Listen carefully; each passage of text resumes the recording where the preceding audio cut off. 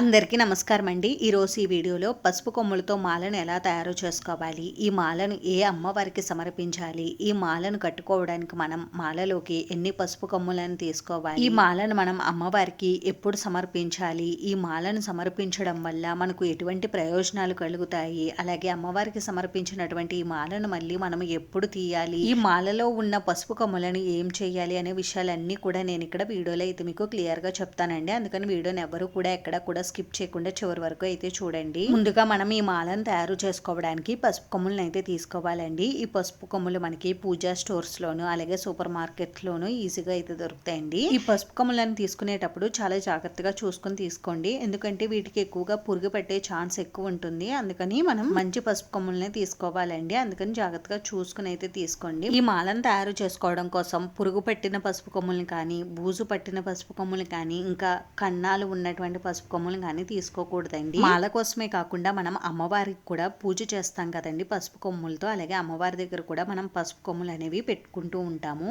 అందుకోసం కూడా మనం పసుపు కొమ్ముల్ని మంచివే తీసుకోవాలండి. ఇలా పచ్చగా ఉన్నవి మాత్రమే మనం పూజల కోసం అయితే తీసుకోవాలి. ఇలా మనం పసుపు కొమ్ములు తీసుకున్న తర్వాత ఇప్పుడు ఈ మాలను తయారు చేసుకోవడం కోసం ఒక లావుగా ఉన్న దారాన్ని అయితే తీసుకోవాలండి. సన్నగా ఉన్న దారం అయితే ఈ మాలను తయారు చేసుకోవడానికి పనికిరాదు, అందుకని లావుగా ఉన్న దారాన్ని తీసుకోండి. లేదు అంటే ఊలును కూడా తీసుకోవచ్చండి.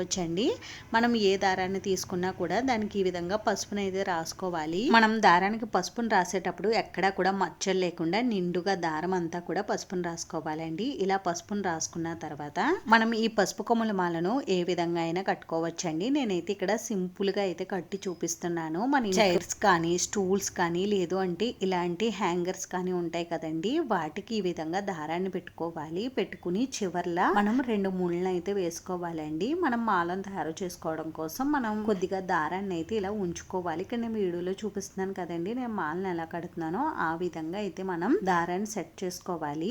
ఆ తర్వాత ఒక్కొక్క పసుపు కొమ్ముని తీసుకుని మనం ఈ దారం మధ్యలో పెట్టుకుని ఈ విధంగా 2 ముడులను అయితే వేసుకోవాలండి. మనం ఈ మాలను తయారు చేసుకోవడం కోసం 2 ముడులను వేసుకోవాలి. మనకి పసుపు కొమ్ములు లావుగా ఉంటాయి కాబట్టి మనం మాల కట్టినప్పుడు మాల మనకి సరిగ్గా నిలబడదండి, అంటే లూజ్ అయిపోతూ ఉంటుంది. అందుకని మనం 2 ముడులను అయితే వేసుకోవాలండి. మీరు ముడి వేసేటప్పుడు గట్టిగా బిగించి ముడి వేయొద్దండి, ఎందుకంటే మరీ గట్టిగా మనం ఈ మాలను కడితే ఈ మాల మనకి వంగదండి, స్ట్రైట్ గా ఉండిపోతుంది. అందుకని మనం ముడి వేసేటప్పుడు కొద్దిగా లూజ్ గానే ముడి అయితే వేసుకోండి. మరీ లూజ్ గా వేసారంటే పసుపు కొమ్ములు మనకి ఊడిపోయి పడిపోతాయి. అందుకని మనం మాల కట్టుకునేటప్పుడు ముడిని మరీ గట్టిగా కాకుండా మరీ లూజ్ గా కాకుండా అయితే వేసుకోండి. ఈ విధంగా మనం పసుపు కొమ్ములను అయితే కట్టుకుని మాలను తయారు చేసుకోవాలి. ఇంకా మనం ఈ మాలను తయారు చేసుకోవడానికి ఎన్ని పసుపు కొమ్ములను ఉపయోగించాలి అని అంటే 5 కానీ, 9 కానీ, 11 కానీ, 21 కానీ, 51 కానీ, 101 కానీ, 108 కానీ, 116 కానీ,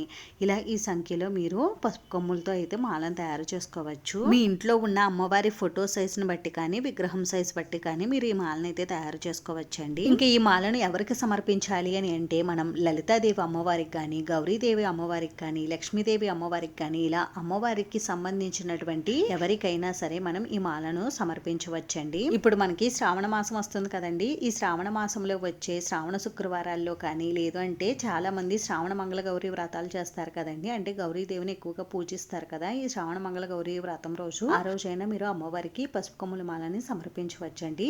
అయితే శ్రావణ మంగళ గౌరీ వ్రతం ఆచారం లేని వారు ఈ మాలను అమ్మవారికి సమర్పించవచ్చా అంటే సమర్పించవచ్చండి. మనకి మంగళ గౌరీ వ్రతం ఆచారం లేకపోయినా మంగళవారం రోజు మనం ఆ గౌరీదేవి అమ్మవారిని పూజించుకోవచ్చండి. పూజించడంలో ఎటువంటి తప్పు లేదండి. మంగళవారం రోజు గౌరీదేవిని పూజించడం వల్ల మనకి అఖండమైనటువంటి సౌభాగ్యం, సిరి సంపదలు అన్ని కూడా అమ్మవారు ప్రసాదిస్తారు. ఈ మాలను అమ్మవారికి శ్రావణ మాసంలోనే కాకుండా అమ్మవారికి ఏవైనా ముఖ్యమైన పండుగలు, వ్రతాలు వచ్చినప్పుడు కూడా మనం అమ్మవారికి సమర్పించవచ్చండి.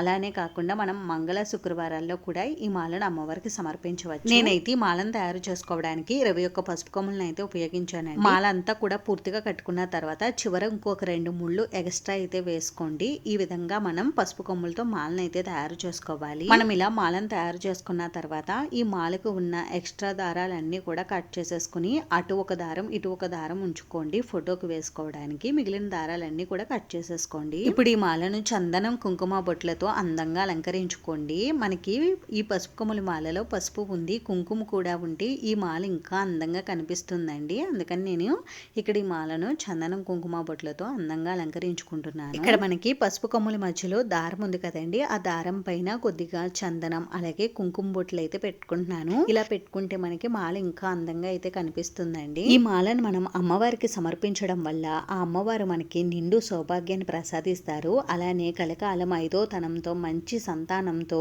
నిండు నూరేళ్లు సుమంగళిగా ఉండే భాగ్యాన్ని అయితే ఆ అమ్మవారు మనకి ప్రసాదిస్తారండి. అందుకని తప్పకుండా ఈ శ్రావణ మాసంలో వచ్చే మంగళవారం రోజు కానీ శుక్రవారం రోజు కానీ అమ్మవారికి ఈ మాలను అయితే సమర్పించండి. ఇంకా మనం అమ్మవారికి సమర్పించినటువంటి ఈ మాలను ఎప్పుడు తీయాలి అని అంటే మంగళవారం శుక్రవారం కాకుండా మిగిలిన ఏ రోజుల్లోనైనా మీరు ఈ మాలను అయితే తీసేయవచ్చండి. ఈ మాలలో ఉన్న పసుపు కొమ్ములను ఏం చెయ్యాలి అని అంటే ఈ పసుపు కొమ్ములను మనం తీసుకుని పౌడర్ పట్టించేసి ఈ పసుపును మనమే ఉపయోగించుకోవచ్చండి. పసుపును మనం ముఖానికి అలాగే తాలిబొట్టుకి రాసుకోవడానికి అలాగే గడపలు తులసి కోట దగ్గర మనం ఈ పసుపును అయితే ఉపయోగించుకోవచ్చు. కానీ ఈ పసుపును మనం కాళ్ళకి అవి రాసుకోకూడదండి. ఈ పసుపు కొమ్ములతో మనం మాలనే కాకుండా అమ్మవారికి పసుపు కొమ్ములతో పూజ కూడా చేసుకోవచ్చండి. పసుపు కొమ్ములతో అమ్మవారికి పూజ ఎలా చేయాలనేది నేను నెక్స్ట్ వీడియోలో అయితే షేర్ చేస్తానండి. అందుకని ఛానల్ తప్పకుండా అయితే సబ్స్క్రైబ్ చేసుకోండి. ఈ వీడియో నచ్చితే మీ ఫ్రెండ్స్ కి రిలేటివ్స్ కి షేర్ చేయండి. వీడియోని చివరి వరకు చూసినందుకు చాలా థ్యాంక్స్ అండి.